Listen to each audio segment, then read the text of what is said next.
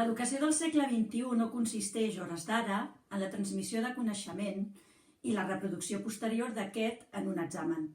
Des del 2015 a Catalunya treballem la secundària per competències, que són les capacitats que es consideren fonamentals perquè una persona adulta pugui organitzar la seva vida personal i professional de manera autònoma.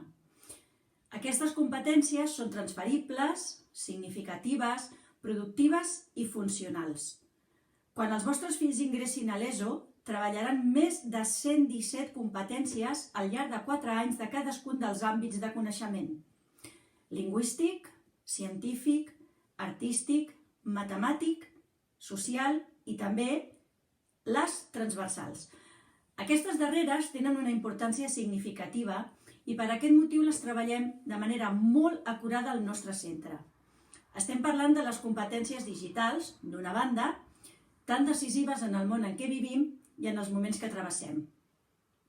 D'altra banda, també parlem de les competències personals vinculades a l'aprendre a aprendre, és a dir, l'autoaprenentatge i les habilitats per adquirir informació, l'autonomia i la iniciativa personal.